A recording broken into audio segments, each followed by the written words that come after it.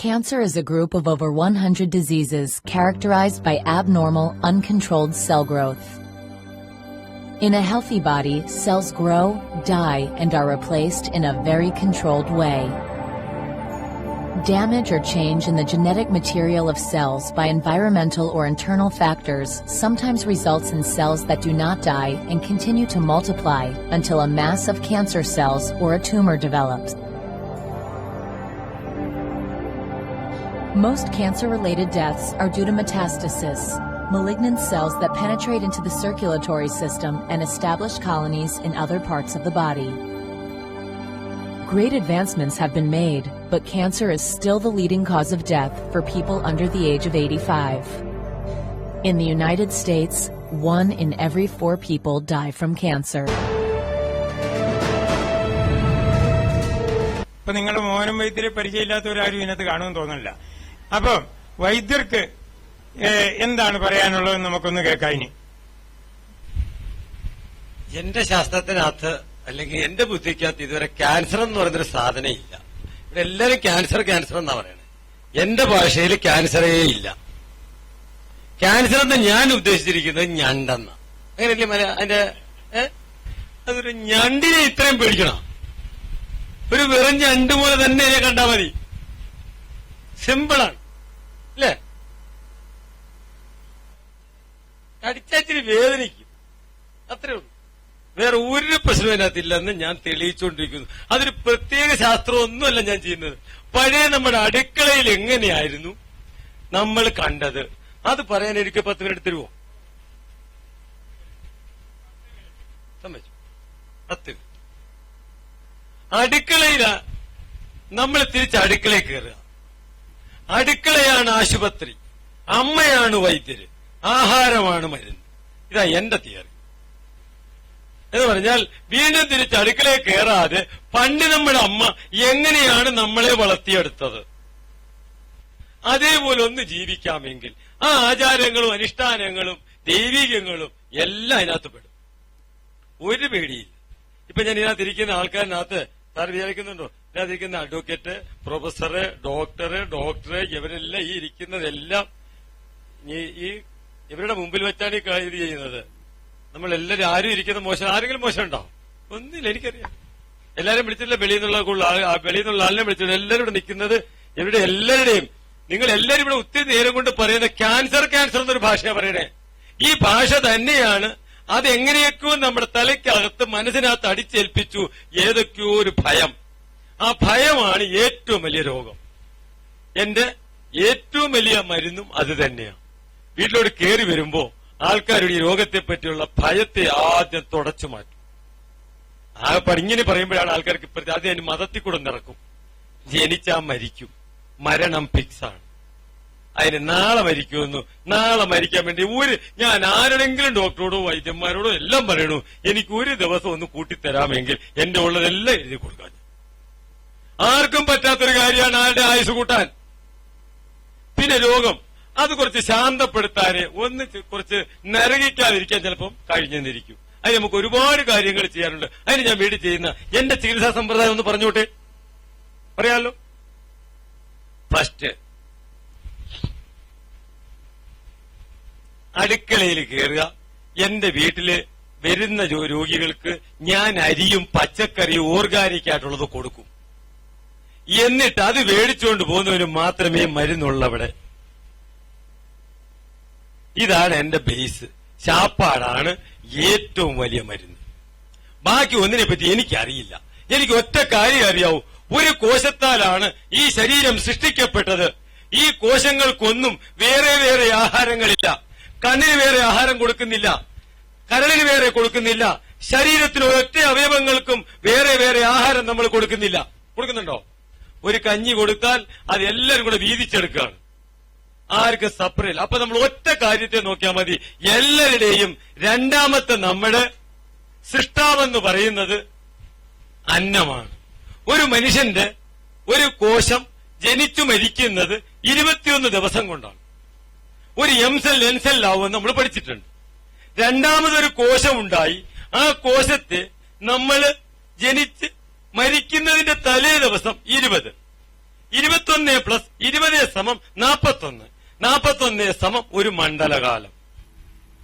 ഒരു മണ്ഡലകാലം ഒരുത്തം വ്രതമെടുക്കുക എന്ന് പറഞ്ഞാൽ ഒരു പുതിയ മനുഷ്യനായ എന്നർത്ഥം. അത് എല്ലാ മതത്തിനകത്തും പറഞ്ഞു വെച്ചിട്ടുമുണ്ട്. അത് ക്രിസ്ത്യാനിക്കാന്നേലും അത് തന്നെ.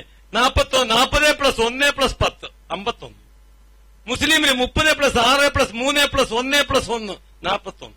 എല്ലാവരുടെയും കണക്ക് ഈ ഒറ്റ 41. ഇത്രേ ഞാൻ പഠിച്ചിട്ടുള്ളൂ. ഇത്രയേ. അത് കഴിഞ്ഞ് ഈ കോശത്തിന്റെ രണ്ടാമത്തെ സൃഷ്ടി നടക്കുന്നത് ഈ അന്നം കൊണ്ടാണ്. ആ അന്നത്തെ നല്ലതുപോലെ ഉള്ളിലോട്ട് കയറ്റുക. അത് കയറ്റാൻ ഒരുപാട് ടെസ്റ്റ് അകത്തിരിക്കുന്നവൻ നടത്തുന്നുണ്ട്. ആ കടമ്പകളൊക്കെ ഒന്ന് നേരാവണ്ണം കടന്നു കിട്ടിയാൽ നമ്മൾ രക്ഷപ്പെട്ടു. വേറെ ഒന്നും ചെയ്യണ്ട. അതിൽ ഒന്നാമത്തെ കടമ്പ കണ്ണുകൊണ്ട് നോക്കും ഇത് തിന്നാൻ കൊള്ളാവുന്നതാണോ എന്ന്. അപ്പൊ കണ്ണു പറഞ്ഞു കൊള്ളാം. പക്ഷെ പന്നലാണെങ്കിൽ അവൻ എടുക്കുകയല്ല. അപ്പൊ നമ്മൾ എന്ത് ചെയ്തു? പെയിന്റ് അടിച്ചു. മനസ്സിലായ? അവനെ പറ്റിച്ചു. ആരെ പറ്റിച്ചു? കണ്ണിനെ പറ്റിച്ചു. അപ്പോൾ കേക്കിന്റെ പുറത്തും ഓരോ കവറിന്റെ പുറത്തൊക്കെ നല്ല കളർ അടിച്ചു തരും. എന്നാൽ അതും കഴിഞ്ഞിട്ട് ഇനി എന്നാ അത്രേ ഉള്ളൂ. അതുമല്ല, താഴേന്ന് മേലോട്ട് എടുത്തുകൊണ്ട് വന്നപ്പോൾ വായയുടെ തൊട്ട് മേളി മൂക്ക് പണി വെച്ചിട്ടുണ്ട്. ഈ വരുന്ന സാധനം നല്ലതല്ലെങ്കിൽ അവിടെ വെച്ച് റിജക്ട് ചെയ്യും. ചെയ്യൂലേ? അപ്പൊ നമ്മൾ എന്ത് ചെയ്തു? അവിടെ മണം അടിക്കാൻ തുടങ്ങി. ഇല്ലേ? അവിടെയും പറ്റി. അത് കഴിഞ്ഞ് നമ്മള് മൂന്നാമത് നാക്കയിലോട്ട് കൊണ്ടുവന്നപ്പോൾ അവൻ അവിടെ പറഞ്ഞു ഇത് കൊള്ളത്തില്ല, ടേസ്റ്റ് ശരിയല്ല. അപ്പൊ തുപ്പി. അപ്പൊ നമ്മൾ അജിനോമോട്ടെ പോലുള്ള സാധനം ഇടാൻ തുടങ്ങി. അവിടെയും പറ്റിച്ചു. പറ്റിപ്പ് മാത്രമേ ഇവിടെ നടക്കുന്നുള്ളൂ. അത് കഴിഞ്ഞ് നാലാമത് തൊണ്ടയിലോട്ട് കൊണ്ടുവന്നു. അവിടെ മുടി കണ്ടു, അല്ല നെല്ലോ കല്ലോ കണ്ടു. അപ്പ തുപ്പി. മുടി ഒരെണ്ണം തൊണ്ടയിൽ തടഞ്ഞാൽ ബാക്കിയുള്ള ചോറ് പോലും നമ്മൾ തിന്നില്ല. ആ ബാക്കി ഇരിക്കുന്നവനെ അവൻ റിജക്ട് ചെയ്തു. കാരണം അതിനകത്ത് ഇനിയും മുടി ഉണ്ടാകാം. എത്ര വരെ അവൻ ചിന്തിച്ചില്ലേ? അഞ്ചാമത് ആമാശയത്തിൽ ചെന്നു. അവിടെ ചെന്നപ്പോ ആ ആമാശയത്തിൽ വെച്ച് ടോക്സിൻ ടെസ്റ്റ് ചെയ്തു. എന്തെങ്കിലും വിഷാംശം ഉണ്ടോ ഇല്ലയോ എന്ന് കണ്ടുപിടിച്ചു. അവിടെ നോക്കിയപ്പം അവിടെ വിഷാംശം ഉണ്ടെങ്കിൽ അപ്പോഴേ അത് അടിച്ച് കലക്കി ഒന്നി വൊമിറ്റ് ചെയ്തു, അല്ലെങ്കിൽ ലൂസ് മോഷൻ ആക്കി. എന്റെ ക്വസ്റ്റ്യൻ ഇവിടെയാണ്. എല്ലാവരോടും ചോദിക്കും, എല്ലാ ശാസ്ത്രത്തിനോടും ചോദിക്കുന്ന ഒരു ചോദ്യം. ഇതിനകത്തിരുന്നുകൊണ്ട് ഇതിനകത്ത് ടോക്സിൻ കണ്ടുപിടിച്ച ലാബ് ടെക്നീഷ്യന്റെ പേരെന്ന് പറഞ്ഞുതരാം. ഇത് കൊച്ചു ക്വസ്റ്റ്യനാ ഇല്ലേ? ആ ലാബ് ടെക്നീഷ്യന്റെ പേരെന്ന് പറഞ്ഞുതരാം. അവനാണ് സാക്ഷാൽ ടെക്നീഷ്യൻ വൈദ്യൻ. ആ വൈദ്യനെ മാനിച്ചാൽ എല്ലാ കാര്യവും ശരിയായി. അവനാണിതെല്ലാം ചെയ്യുന്നത്. അവന്റെ കയ്യിൽ കൂടി അല്ലാതെ ഈ ശരീരത്ത് ഒരു ചുക്കും നടക്കില്ല. അതുകൊണ്ടാണ് എല്ലാ മതങ്ങളും പറയണത് ഞാൻ അറിയാതെ നിന്റെ തലയിലെ ഒരു മുടി പോലും കൊഴിയില്ല. ആ ഞാൻ നിന്റെ ഹൃദയത്തിനകത്താണ് ഇരിക്കുന്നത്. ആ ഞാനല്ലാതെ നിനക്ക് വേറൊരു ദൈവം ഉണ്ടാവാൻ പാടില്ല. ആ ഞാൻ വസിക്കുന്ന ദേവാലയമായ ഈ ശരീരത്തെ നശിപ്പിക്കുന്നവനെ ഞാൻ വെറുതെ വിടില്ല എന്ന് പറഞ്ഞ അകത്തോട്ട് എന്ത് കളി കളിച്ചാലും ലവ ശരിയായി. ബാക്കി ഒന്നും നമ്മൾ പഠിച്ചിട്ടുണ്ട്. ഒരു ഞൊടിക്കകത്ത് 70 ട്രില്യൺ ജോലികളാണ് ഈ ശരീരത്തിന്റെ ഉള്ളിൽ നടക്കുന്നതെന്ന്. 1 ട്രില്യൺ എന്ന് പറഞ്ഞാൽ 18 പൂജ്യം ഇൻറ്റു 70. അത്രയും പണി ഒറ്റ ഞൊടിക്ക് നടക്കുന്നുണ്ട്. ഇതിനകത്തിരിക്കുന്ന ഒരു കളി കളിക്കാൻ, ഒരു പണി പഠിക്കാൻ, ഒരു ടെസ്റ്റ് ചെയ്യാൻ ഒറ്റ ഒരുത്തനെയും കൊണ്ട് നടക്കില്ല. അവനല്ലാതെ ഈ ശരീരത്തെ ശിക്ഷിക്കാനോ രക്ഷിക്കാനോ ആർക്കും കഴിയില്ല. അവന് വേണ്ടുന്നത് വേറെ അമ്മണ്ണം കൊടുത്താൽ എല്ലാ പണിയും കഴിയുമെന്ന് ഞാൻ പഠിച്ചിരിക്കുന്നു. ഇതാ ഞാൻ പഠിച്ച പാഠം. ശരിയോ തെറ്റോ? അപ്പൊ ഇനി അത് കഴിഞ്ഞ് അഞ്ചാമത്തെ കളി കഴിഞ്ഞ് ആറാമത്തതിലോട്ട് പോയി. അവിടെ ചെല്ലുമ്പോഴാണ് അടുത്ത പണി. നമ്മൾ കഴിച്ച എല്ലാ ആഹാരങ്ങളും ഇനി ഗ്ലൂക്കോസാക്കി മാറ്റിയാൽ മാത്രമേ കോശം എടുക്കുള്ളൂ. അങ്ങനല്ലേ?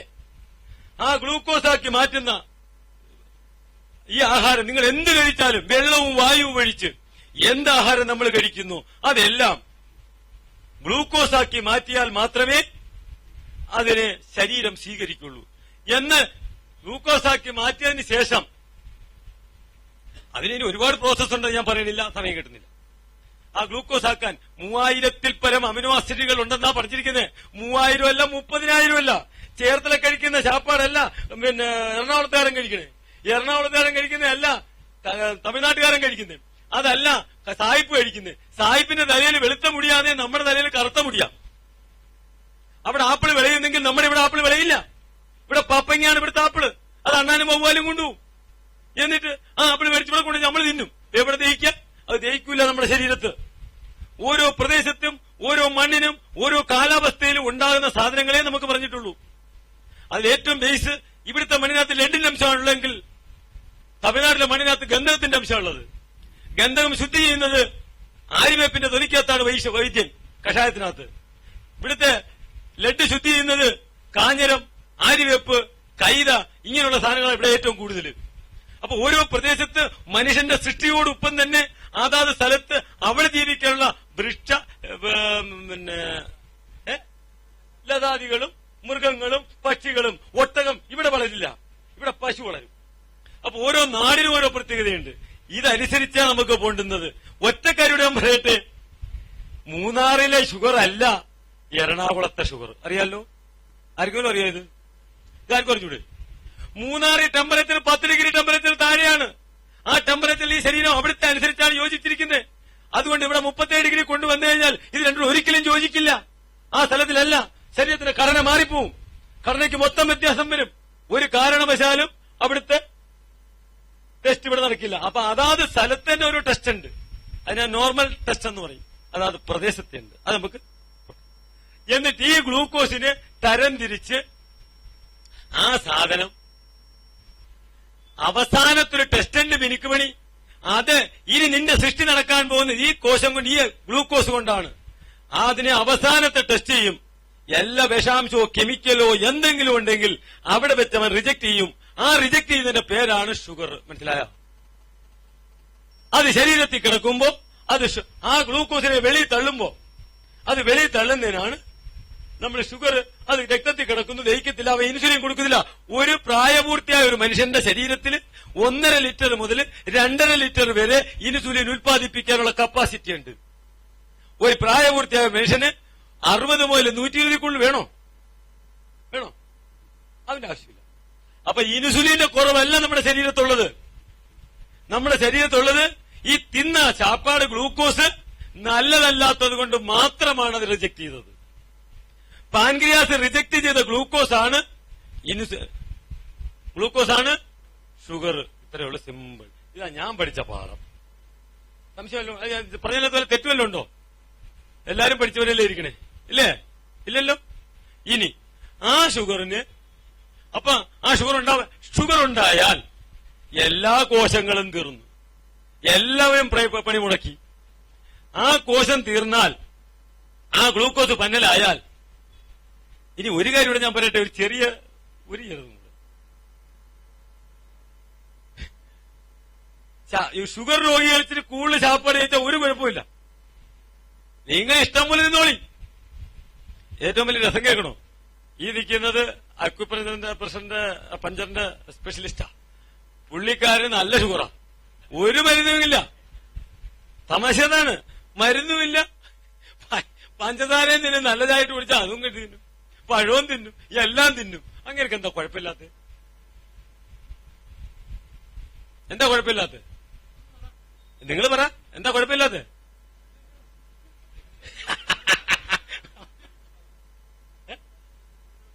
അതെ, അതിനൊന്നുമില്ല. അതിനെ പുള്ളിക്ക് പേടിയില്ല. നിങ്ങൾ ഷുഗർ പേടിച്ചിരുന്നു, അതെന്തോ പേടിച്ചു കഴിഞ്ഞാൽ ഷുഗർ ഉണ്ടാവും, ഉറപ്പാ. ആർക്കാണ് പേടിച്ചാൽ ഷുഗർ ഉണ്ടാവത്തെ കൂടാത്ത? ഷുഗർ രോഗിക്ക് പേടിച്ചാൽ ഷുഗർ കൂടും. അതൊന്നുമില്ലെന്ന് പറഞ്ഞാൽ ഇല്ല. അതിലൊരു ചെറിയ തമാശ കൂടെ എന്റെ കൂട്ടത്തിൽ പറഞ്ഞുതരാം. എനിക്കൊരു അപകടം പറ്റി. സാറിന് ഓർമ്മയുണ്ടോ? എന്റെ കുടലിനകത്തൊരു മുഴ വന്നു. നിങ്ങൾക്കറിയാം, ആർക്കെല്ലാം അറിയാവുന്നത്? ഒരു മുഴ വന്നു. അത് ലാസ്റ്റില് ഞാൻ അറിഞ്ഞില്ല. ആ മുഴ വന്നപ്പോ മുതൽ എനിക്ക് വെപ്രാളമായി, ഭയം. എനിക്കറിയുന്നു, ഞാൻ അറിയുന്നില്ലേ. പിന്നെ ഞാൻ എന്റെ ശരീരം ഭയക്കുന്നു, എന്തൊക്കെയോ ഭയക്കുന്നു. അവസാനം ഈ സാധനം മലം പോകാതെ വന്ന് എരുമയെടുത്ത് പോയില്ല. അവസാനം ഈ മുഴ അങ്ങ് പൊട്ടിയപ്പം ഇവര് രണ്ടുപേരും കൂടെ എന്നോട് പറഞ്ഞു, നമ്മുടെ വീട്ടുകാരോട് പറഞ്ഞു, ഒരു മരുന്നും കഴിക്കും, ഞങ്ങൾ പറയുന്ന പോലെ കേൾക്കാമെങ്കിൽ ഞങ്ങളിത് ശരിയാക്കി തരാം. നോക്കണം. ഇവർ രണ്ടും കൂടെ ഒരു ഹോട്ടലിൽ റൂം എടുത്തു. 2500 പെർ ഡേ. നല്ല ഹൈടെക് ആയിക്കോട്ടെ എന്ന് ഞങ്ങളും ധരിച്ചു. അത് മരുന്ന് കഴിക്കാൻ പോയില്ലേ. അവിടെ ചെന്ന് കിടന്ന് കരയാൻ. അവിടെ ചെന്ന് കിടന്നു, ഒരു മരുന്നും കുടിച്ചില്ല. ഇവരെന്നോട് പ്രത്യേകം പറഞ്ഞിട്ടുണ്ട്, വെള്ളം കുടിക്കൂലും, ദാഹിക്കുമ്പം കുടിച്ചോണം, ദാഹിക്കാത്തവൻ വെള്ളവും കുടിക്കരുത്. സമ്മതിച്ചു. 3 വൈകുന്നേരം ആയപ്പോ ചോര നിന്നു, തന്നെത്താനെ നിന്നു. അകത്തെന്താണോ പ്രോസസ്സ് നടക്കുന്ന എല്ലാ രോഗങ്ങളും നമുക്കുണ്ടാകുന്നത് നമ്മുടെ ശരീരത്തെ രക്ഷിക്കാനാണ്, നശിപ്പിക്കാനല്ല. ഇതാണ് പ്രമാണം. ക്യാൻസർ പോലും നിങ്ങളെ നശിപ്പിക്കാനല്ല ഉണ്ടാവുന്നത്, ഈവൻ രക്ഷിക്കാനാണ് ഉണ്ടാകുന്നത്. ഈ അടിസ്ഥാന തത്വമാണ് നമ്മക്കറിഞ്ഞുകൂടാതെ പോയത്. ഒരു രോഗത്തിനും ആരുടെ കയ്യിലും ഒരു മരുന്നുമില്ല. നിങ്ങൾ തന്നെയാണ് രോഗിയും, നിങ്ങൾ തന്നെയാണ് വൈദ്യരും. മരുന്നാണ് ആഹാരം. ഇതാണ് എന്റെ ചികിത്സാ സമ്പ്രദായം. മനസ്സിലായല്ലോ? ഇനി ഇത് ഷുഗർ വന്ന് നിങ്ങൾ പിടിച്ചു, ഇനി ഇഷ്ടം പോലെ ചാപ്പാട് കഴിച്ചെന്ന് വെച്ചാൽ ഒന്നുമില്ലെന്ന് പറഞ്ഞ് വെറുതെയല്ല, ചാപ്പാട് ഇഷ്ടം പോലെ കഴിച്ചോളൂ. പക്ഷേ അത് നല്ലതാണെങ്കിൽ ഈ ശരീരത്തിന്റെ മൊത്തം അവയവങ്ങൾക്കും കൂടെ 500 യൂണിറ്റ് ഗ്ലൂക്കോസാണ് ആവശ്യം. നിങ്ങളൊരു 600 കഴിച്ചോ, ഒന്നും സംഭവിക്കില്ല. ശരീരത്തിന് വേണ്ടുന്ന ഒരു സാധനങ്ങളും വെളിയിൽ തള്ളൂല, അവ ശേഖരിച്ചു വെക്കും. 500 മാത്രം ഇൻസുലിൻ കൊടുക്കും. ബാക്കി 100നെ പൗപ്പത്തിന്റെ ഗ്ലൈക്കോജനാക്കി മാറ്റി അത് കരളിലോ കക്ഷത്തോ തൊലിയുടെ അടിയിലോ ശേഖരിച്ചു വെക്കുമെന്ന് നമ്മൾ കൃത്യമായി പഠിച്ചിട്ടുണ്ടോ ഇല്ലയോ? അത് മറന്നുപോയി.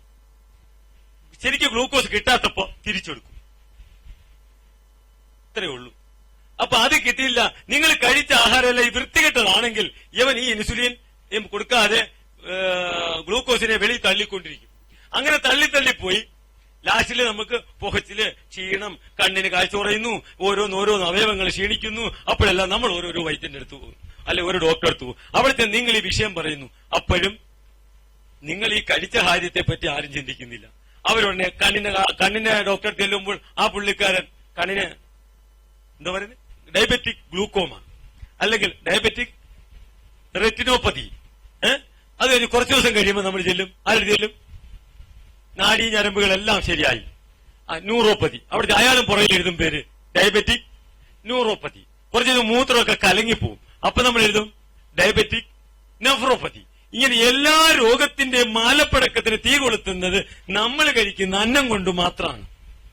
അതുകൊണ്ടാണ് എന്റെ വീട്ടിൽ വരുന്ന എല്ലാവർക്കും ഒരേ മരുന്നേ ഉള്ളൂ. അത് ക്യാൻസർ ആയിക്കോട്ടെ എന്തും ആയിക്കോട്ടെ, എല്ലാവർക്കും കൊടുക്കുന്ന ഒരു ഫുൾ മരുന്ന്. എന്താണിത്? നല്ല ആഹാരം, ഓർഗാനിക് അരിയും ഓർഗാനിക് പച്ചക്കറിയും. അത് കഴിഞ്ഞിട്ട് എല്ലാവരും ഈ വണ്ടി സർവീസ് ചെയ്യാന്ന് പറയും. അവിടെ വരുന്ന ആൾക്കാർ പറയുന്നത് ഇങ്ങനെയാണ്, വൈദ്യരെടുത്ത് വണ്ടി സർവീസ് ചെയ്ത് തരും. അത്രയുള്ളൂ. അല്ലാതെ മരുന്നിന് ഒരു രോഗത്തിനും പ്രത്യേകം എന്റെ വീട്ടിൽ മരുന്നില്ല. ഏത് രോഗി വന്നാലും ഒറ്റ മരുന്ന്. മനസ്സിലായല്ലോ? ഇനി ഒരു കാര്യം കൂടെ പറഞ്ഞോട്ടെ. ഈ ക്യാൻസറിനെ പറ്റിയല്ലോ നമ്മുടെ വിഷയം. ഇന്നുവരെ ലോകത്ത് ആരും ക്യാൻസറിനെ കണ്ടുപിടിച്ചിട്ടില്ലെന്നും മാത്രമല്ല, നമ്മൾ അറിയാത്തൊരു വലിയ രഹസ്യം മാർക്കറ്റിൽ കിടപ്പുണ്ട്. ഒരു രോഗത്തിനും അലോപ്പതിയിൽ മരുന്നില്ല എന്നുള്ളവരറിയാമോ? അറിയാമോ? മാഡത്തിന് അറിയോ? അല്ല മാഡത്തിനില്ല. സോറി, അല്ല മാഡത്തിന് ഞങ്ങളുടെ കൂടെ സഹകരിക്കുന്നുണ്ടല്ലേ മാഡം വന്നത്. അപ്പൊ ഒരിക്കലും ഞാൻ മാഡത്തിനെ അങ്ങനെ ചെയ്യുമോ? മാഡം അങ്ങനെ തെറ്റിപ്പോലും ധരിക്കരുത്. ഞാൻ മാഡത്തെ ചോദിച്ച് ഞങ്ങളെ വിശ്വസിക്കുകയും ഞങ്ങളെ ഇഷ്ടപ്പെടുകയും ഈ സിദ്ധാന്തത്തിൽ വിശ്വസിക്കുകയും ചെയ്യുന്നതുകൊണ്ടാണ് ഞങ്ങള്, അല്ലേ? എന്നല്ലേ ഞാൻ ആദ്യമേ എല്ലാവരോടും പറഞ്ഞതും ചെയ്താണ്. ആരും അങ്ങോട്ടും പരസ്പരം അങ്ങോട്ടും ഇങ്ങോട്ടും എന്റെ ശാസ്ത്രം ശരി മറ്റവന്റെ തെറ്റാണില്ല. എന്റെ കാലൊടിഞ്ഞാലും ഞാൻ അങ്ങോട്ടേ പോവുള്ളൂ. അപ്പൊ എവിടെ തെറ്റ്? അതിനകത്തൊന്നും ആരും കയറി വേണ്ട. പക്ഷെ നല്ലതല്ല സ്വീകരിക്കുക, നല്ലതല്ലാത്തെല്ലാം തിരസ്കരിക്കുക. അതിനകത്ത് ഒരു കാര്യം മാഡത്തിനെ കാണിച്ചു. നമ്മുടെ അലോപ്പതി ശാസ്ത്രത്തില് ഒരു രോഗത്തിനും മരുന്നില്ല എന്നുള്ള സർക്കാർ ഉത്തരവ്. Government of India the drugs and cosmetic act 1940 മുതൽ തുടങ്ങിയത്, 2005 വരെ അമെൻമെന്റ് ചെയ്തത്, 2005 വരെ അമെൻമെന്റ് ചെയ്തു. അതിനകത്ത് ഒരു രോഗത്തിനും മരുന്നില്ല എന്ന് അവർ കൃത്യമായി പറയുന്നുണ്ട്. ഇതും കൂടെ പറയുന്നുണ്ട്, ആ മരുന്ന് ഏതെങ്കിലും ഒരു സൂക്കേട് ചികിത്സിച്ചു ഭേദമാക്കിയിട്ടുണ്ടെന്നോ, ഏതെങ്കിലും ഒരു രോഗം ചികിത്സിച്ചു ഭേദമാക്കാമെന്നോ, ഏതെങ്കിലും ഒരു രോഗം തടഞ്ഞു നിർത്താൻ പറ്റുമെന്ന് പോലും അവകാശപ്പെടാൻ പാടില്ല എന്നുള്ള സർക്കാർ ഉത്തരവാണിത്. മനസ്സിലായോ? അങ്ങനെ സാധനമുണ്ട്. അതിന്റെ മലയാളം കൂടെ വായിച്ചു തരാം. ആ രോഗങ്ങളുടെ പേര് കേട്ടോളൂ. എന്നിട്ട് വേണം നമ്മൾ ഏതിനെ തിരഞ്ഞെടുക്കണം, ഏതിനെ കൊണ്ടു നടക്കണം എന്ന് തീരുമാനിക്കാൻ. 1 എയ്ഡ്സ്, 2 നെഞ്ചുവേദന, 3 അപ്പൻഡിറ്റിസ്, 4 രക്തധമനിയുടെ കട്ടിയാകൽ, കഷണ്ടി, അന്ധത, വലിവും ശ്വാസനാള രോഗങ്ങളും, അർബുദം, ക്യാൻസറും ട്യൂമറും, തിമിരം. അപ്പൊ ക്യാൻസറിന് മരുന്നില്ലെന്ന് ഇതിനകത്ത് കൃത്യമായി പറയുന്നുണ്ട്. തിമിരം, മാരടത്തിന്റെ നിറവ്യത്യാസവും പുതിയ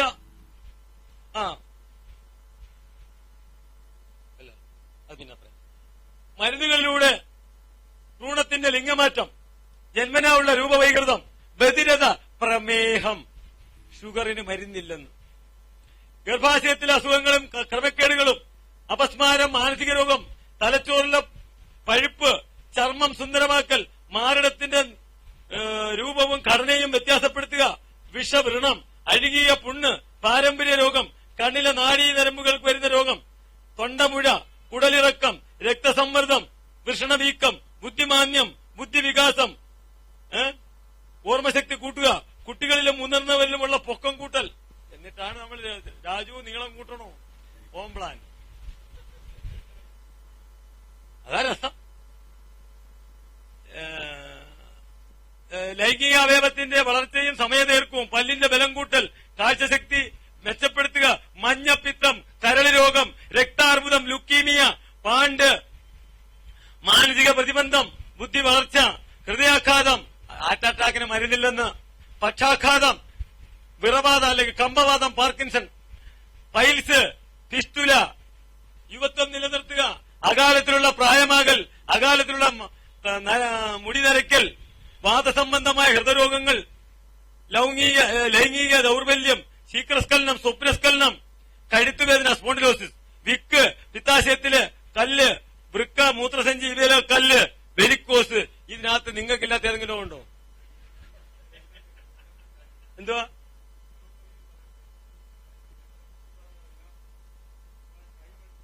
അല്ല, തെറ്റ്, അവിടെയും തെറ്റ്, അതും പോയി. എങ്ങനെ? അല്ല, പറഞ്ഞുതരാം, അവിടെ നില്ലേ. ഇതിന്റെ എല്ലാം ഓപ്പറേഷൻ മാത്രമേ ഉള്ളൂ. മനസ്സിലായോ? അതാണ്. അപ്പൊ അതിന് അവിടെ മിക്ക വേണ്ട, പുള്ളി കെമിസ്ട്രിയാ, PhD യാ. അതുകൊണ്ടാണ് പുള്ളി ഏതാണ്ടൊക്കെ കുറെ പഠിച്ചിട്ടുണ്ട്. ഇനിയൊരു തമാശ, അതൊന്ന്. രണ്ട്, ഇത് നിങ്ങൾ കണ്ടോളൂ. ഇപ്പോൾ മോഡേൺ സയൻസ് ചെന്ന് നിൽക്കുന്നത്, പണ്ട് പറഞ്ഞു ക്യാൻസർ എന്ന് പറഞ്ഞാൽ എന്ന് പറഞ്ഞാൽ അർബുദമെന്ന്. ഒരു കാര്യം കേട്ടുള്ളൂ, അർബുദവും വിദ്രതിയും ക്യാൻസർ അല്ല. അർബുദം എന്ന് പറഞ്ഞാൽ ലുക്കീമിയ, അനീമിയ എന്ന് പറയുന്ന പണ്ടത്തെ ആൾക്കാരുടെ രോഗം. വിദ്രതി എന്ന് പറഞ്ഞാൽ മുഴ. ഇത് രണ്ടും വൈദ്യന്മാരിൽ ചെന്നാൽ ചികിത്സിക്കുമായിരുന്നു, പണ്ട് അമ്മമാര് ചികിത്സിക്കുമായിരുന്നു. അത് തന്നെയാണ് ഇപ്പോഴും ഞാൻ കൊടുക്കുന്ന ഓരോ സാധനങ്ങൾ. മനസ്സിലായല്ലോ? ക്ലിയർ ആയോ? അപ്പൊ ഇതിനകത്ത് എന്താ കണ്ടെന്നറിയോ? 2009 വരെ ക്യാൻസർ എന്ന് പറയുന്നത് കോശങ്ങളുടെ അമിത വളർച്ചയായിരുന്നു.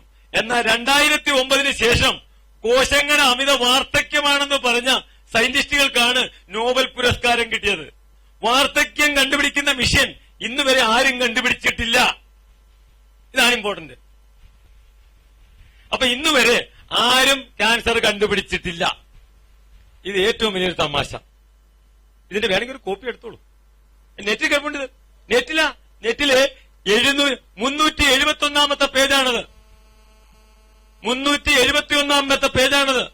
നെറ്റ് കിടപ്പുണ്ട്. The cosmetic act, government of India, schedule J, rule number 106 അപ്രകാരം ആണുള്ള സർക്കാർ ഉത്തരവാണ്. ധൈര്യമായിട്ട് പറയാവുന്ന അതുകൊണ്ടാണ്. പേടിക്കണ്ട, നെറ്റ് കിടപ്പുണ്ട്. രണ്ടാമത്, അർബുദം, വിദ്രതി മുഴയില്ലേ, മുഴയൊക്കെ വെറും നിസാരമായിട്ട്. നിങ്ങൾ ക്യാൻസർ എന്നൊരു പദം ഉപയോഗിക്കാതിരിക്കാമെങ്കിൽ നിങ്ങളുടെ എല്ലാ രോഗങ്ങളും മാറും. ആ പദം അങ്ങ് മാറ്റണം. ഇത്രയേ ഉള്ളൂ. അത് പറഞ്ഞു കഴിഞ്ഞാൽ താഴേന്നൊരു കുട്ടിയെ ക്യാൻസർ എന്ന് പറഞ്ഞ് താഴെ കഴുത്തി തിരിച്ച് മേലോട്ട് 3-ാം നില കയറിയപ്പോ ഡോക്ടർ ഒറ്റ വാചകം പറഞ്ഞാൽ നിനക്ക് ക്യാൻസറാന്ന് പറഞ്ഞാൽ താഴോട്ട് കൊണ്ടുവരുന്നത് സ്ട്രക്ചറിലാണ്. സംശയം ഉണ്ടോ? ഉണ്ടോ ഇല്ലയോ? ശരിയല്ലേ? അപ്പൊ എവിടെയാ ക്യാൻസർ പിടിക്കുന്നത്? എല്ലാ രോഗങ്ങളും പിടിക്കുന്നത്, ക്യാൻസർ എന്ന് പറയുന്ന സാധനം പിടിക്കുന്നത് ആദ്യം എവിടെയാണെന്നറിയാമോ? ഒരു സിമ്പിൾ ക്വസ്റ്റ്യനേ ഉള്ളൂ എനിക്ക്. ക്യാൻസർ പിടിക്കുന്നത് ആദ്യം മനസ്സിനകത്താ. ശരീരത്ത് ക്യാൻസർ പിടിക്കൂല. ശരീരത്തിന് ഒന്നും അറിയില്ല. ഈ ശരീരത്തിന് നിലനിൽപ്പില്ല. ഈ ശരീരത്തിൽ സംസാരിക്കാൻ പോലും പറ്റില്ല. ഈ ശരീരത്തിന് ലവനങ്ങനെ തിരിഞ്ഞുകൊണ്ട് പ്രവർത്തിച്ചാൽ മാത്രമേ ഇത് അനങ്ങുള്ളൂ. അവൻ ഇറങ്ങിപ്പോയി കഴിഞ്ഞാൽ ഇതിന്റെ പേര് ശവം എന്നാണ്, ഡെഡ് ബോഡി എന്നാണ്. അവൻ ഇരിക്കുന്നിടം വരെയുള്ളൂ രോഗം, അവൻ ഇരിക്കുന്നിടം വരെയുള്ളൂ വേദന. അത് കഴിഞ്ഞാൽ ഒരു ചുക്കുമില്ല. അത് പഠിക്കണം ആദ്യം. അവനിൽ കൂടി അല്ലാതെ ഒരു രോഗം ഇതിനകത്ത് കയറില്ല. ക്യാൻസർ പിടിച്ചതിന്റെ ഒരു തമാശ കൂടെ പറഞ്ഞുതരാം. നമ്മുടെ ശ്രീവിദ്യ സത്യനെ എടുത്താൽ മതി. ഇവര് രണ്ടുപേരും ക്യാൻസർ കൊണ്ട് ക്യാൻസറാണ് അഭിനയിച്ച് കാണിച്ചത്. അവസാനം അവർ രണ്ടുപേരും മരിച്ചത് അവർ അഭിനയിച്ച ക്യാൻസർ കൊണ്ടാണ്. അവരാദ്യം അവരുടെ മനസ്സിലേക്ക് ഈ ഭയം ഇറക്കി വെച്ചു. സിമ്പിൾ അല്ലേ? അതില ഒരു കാര്യം ഇവിടെ പറഞ്ഞുതരാം. ഗട്ടറിൽ കിടക്കുന്ന വെള്ളവും പിന്നെ പട്ടിയും പൂച്ചയും എലിയും അണ്ണാനും പാമ്പും വരെ നക്കി കൊട്ടയ്ക്കകത്തുനിന്ന് തൊട്ടിലിനകത്തുനിന്ന് വാരി അടിക്കുന്ന ഭ്രാന്തന്മാർക്ക് ഒരു സൗക്കേടും പിടിക്കുന്നില്ല. ശ്രദ്ധിച്ചിട്ടുണ്ടായിരുന്നു? ആരെങ്കിലും ശ്രദ്ധിച്ചിട്ടുണ്ട്? എന്താ അവന് അസുഖം പിടിക്കാത്ത? എന്താ അസുഖം പിടിക്കാത്ത? അവന് മനസ്സില്ല. അവനറിഞ്ഞൂടെ എന്ത് സാധനമെന്ന്. വട്ടുപിടിക്കുന്നതിന് മുമ്പ് കരാട്ടെ എന്ന ബോർഡ് കാണിച്ചാൽ ഓടുന്ന ഭ്രാന്തൻ. ഭ്രാന്ത് പിടിക്കുന്നതിന് മുമ്പ് കരാട്ടെ എന്ന ബോർഡ് കാണിച്ചാൽ മതി, ഓടും. വട്ട് പിടിച്ചു കഴിഞ്ഞാൽ 10 ബ്ലാക്ക് ബെൽറ്റുകാരനെ മേടിക്കും. അടിക്കൂലേ? നിർത്തി അടിക്കൂലേ? ഉറപ്പില്ലേ? അപ്പൊ എന്താ നേരത്തെ അടിക്കാഞ്ഞത്? നിങ്ങളുടെ തലമയ്ക്കകത്ത് മസ്തിഷ്കത്തിൽ എന്താണോ ഫീഡ് ചെയ്ത് വെച്ചിരിക്കുന്നത് അതാണ് നിങ്ങൾ ചെയ്യുന്നത്, അല്ലാതെ വേറെ ഒന്നുമല്ല. മനസ്സിലായോ? അവന് നേരത്തെ അറിയാമായിരുന്നു ഈ കരാട്ടക്കാരന്റെ കരാട്ട എന്തുവാന്ന്. അവൻ ഇങ്ങോട്ട് വരും, ഓടി വരും, കൈ പിടിച്ച് തിരിക്കും, ചവിട്ടി ഓടിക്കും. അവന് കുഴപ്പമാണ്. പക്ഷേ പാട്ട് പിടിച്ചപ്പോ എന്ത് കരാട്ട, അവനെ പിടിച്ച് നിലത്തടിക്കും. അടിക്കൂലേ?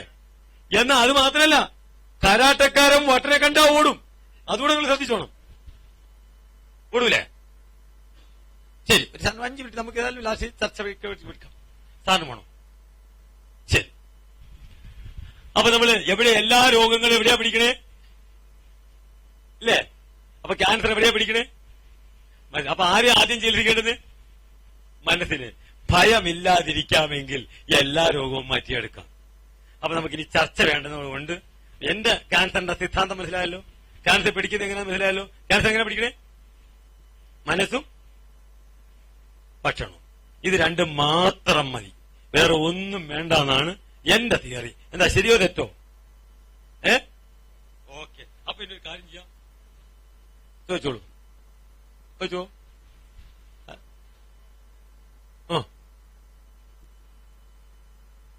അപ്പോ മോഹനൻ മാഷിന് ഇത്രയും കോൺഫിഡൻസ് ഉണ്ടെങ്കിൽ, ഇപ്പോ എനിക്ക് അറിയാവുന്ന എന്റെ ഏറ്റവും അടുത്തൊരു സുഹൃത്ത് ഇപ്പോഴ് റേഡിയേഷൻ ചെയ്തുകൊണ്ടിരിക്കുകയാണ്.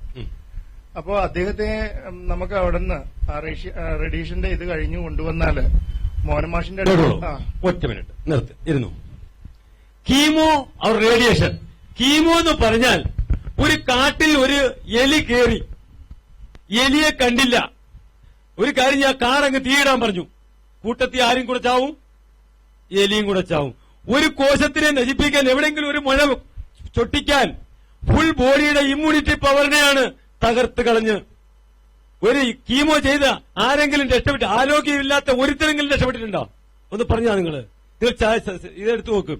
എന്റെ അടുത്ത് എത്ര പേര് വരുന്നുണ്ടോ? പക്ഷെ എല്ലാം വരുന്നത് കീമോയും റേഡിയേഷനും ചെയ്യാത്തതാണ്. ഇനി ഒന്നുകൂടെ പറഞ്ഞുതരാം. ഈ 2 മാസം കൊണ്ട് 16 ക്രോൺസ് ഒന്നും കേട്ടിട്ടുണ്ടോ? ക്രോൺസ് ഡിസീസ് കേട്ടിട്ടുണ്ടോ? ക്രോൺസ് ഡിസീസ് കേട്ടിട്ടുണ്ടോ? ക്രോൺസ് ഒരാളുടെ പേരായി ക്രോൺസ് എന്ന്. അവൻ ആദ്യമായിട്ട് പിടിച്ച് അങ്ങനെയാണ് അവന്റെ പേര് ക്രോൺസ് എന്നാക്കി. അങ്ങനെയൊക്കെയാണ് അതിന്റെ കളി. അറിയോ? അത് ഒരു വെറും നിസാരം ഈ അരിയും പച്ചക്കറിയും മാറ്റി ആ പയ്യനെ പിടിച്ചിട്ട് ഇവിടെ നിൽപ്പുണ്ടാണ്ട് ആ പയ്യൻ. അവൻ കൊടുക്കുന്ന മരുന്ന് അറിയാമോ? ക്രോൺ ഡിസീസിന് 11 ദിവസം മതി കൊടുക്കുന്നത്. മുത്തങ്ങ കഷായം, മലര് കഞ്ഞി, ഞാനുണ്ടാക്കിയ മലര്, മനസ്സിലായല്ലോ? അത് കഴിഞ്ഞിട്ട് പിന്നെ മുത്തങ്ങ, മലരും ചെമ്പരത്തി, 5 ചെമ്പരത്തി 5 എണ്ണം. ഇച്ചിരി മഞ്ഞപ്പത്യത്തിന് മരുന്ന് കൊടുത്തപ്പോ 6 ദിവസം, 11 ദിവസം, 21 ദിവസം കൊണ്ട് എല്ലാം ശരി 16 എണ്ണം. ആർക്കെങ്കിലും ഒന്ന് പറഞ്ഞു കൊടുക്കാൻ പറ്റുമോ? കീമോയും റേഡിയേഷനും ചെയ്യാതെ ആണെങ്കിൽ നമുക്കൊന്ന് നോക്കാം. ഞാനെന്ത് ചെയ്യാൻ പറ്റും? കീമോയും റേഡിയേഷനും ചെയ്യാൻ ഞങ്ങളുടെ ആരും വരൂല. ഒന്നാമത് ആൾക്കാർ വരുന്നത് തന്നെ ഒളിച്ചും പാത്തുവാ. ആരെങ്കിലും അറിഞ്ഞു കഴിഞ്ഞാൽ, അതല്ലേ പറഞ്ഞത്, നിവൃത്തിയില്ലെന്ന് പറയരുത്. ആരോഗ്യം ഉണ്ടെങ്കിൽ നിവൃത്തിയൊക്കെ ഉണ്ട്.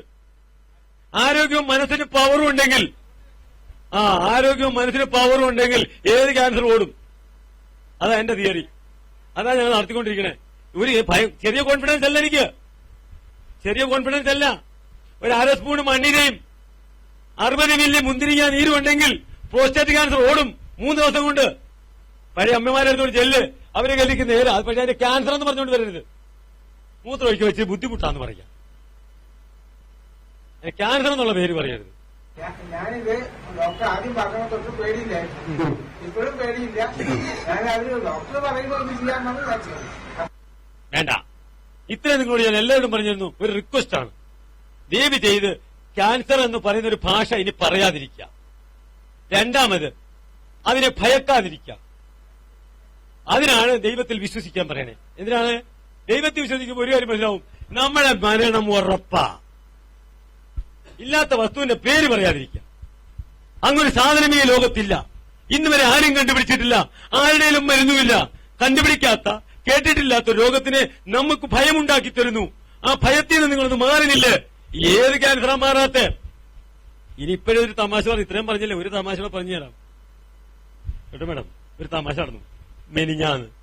RCCന്ന് ഓപ്പറേഷൻ ചെയ്തപ്പോ ഇച്ചിരി പ്രശ്നം ഉണ്ടായി. ആ രോഗി അവിടുത്തെ ഡോക്ടർക്ക് എന്നെ അറിയാവുന്നതായിരുന്നു. നേരെ ഇങ്ങോട്ടാ പറഞ്ഞു വിട്ട്. മെനിഞ്ഞാന്നത്തെ കാര്യം RCCന്ന് കീമോ ചെയ്യാൻ പറ്റില്ല, വൈദ്യർക്ക് ഇയാൾക്ക് ചെയ്തോളാൻ പറഞ്ഞു. അർത്ഥമൊന്നും മനസ്സിലായോ? അവിടെ നിന്ന് എനിക്ക് ഒരുപാട് പേഷ്യന്റ് ഉണ്ട് RCCന്ന്, ഓർമ്മയിരുന്നു. ഒരുപാട് ആശുപത്രിയിലെ ഡോക്ടർമാരുടെ കാര്യത്തിൽ നിന്നാണ് എന്റെ അടുത്തേക്ക് ഇപ്പോൾ രോഗികൾ കൂടുതൽ വരുന്നത്. ഏറ്റവും വലിയ തമാശ, അവര് തന്നെയാണ് ഇതിനെ അംഗീകരിക്കുന്നത്, നല്ലതുപോലെ അംഗീകരിക്കുന്നുണ്ട്. പക്ഷേ ഓപ്പണായിട്ട് പറയാൻ ഇച്ചിരി ബുദ്ധിമുട്ടുണ്ട്, അത്രേ ഉള്ളൂ. പക്ഷെ അവർ അംഗീകരിക്കുന്നുണ്ട് ഇപ്പോൾ. കാരണം എല്ലാവർക്കും മനസ്സിലായി, ആ അടുക്കളയാണ് ആശുപത്രി, അമ്മയാണ് വൈദ്യര്, ആഹാരമാണ് മരുന്ന്. ഈ മുദ്രാവാക്യം നിങ്ങളുടെ കയ്യിലങ്ങ് ഇരുന്നോട്ടെ, എല്ലാ രോഗവും മാറും.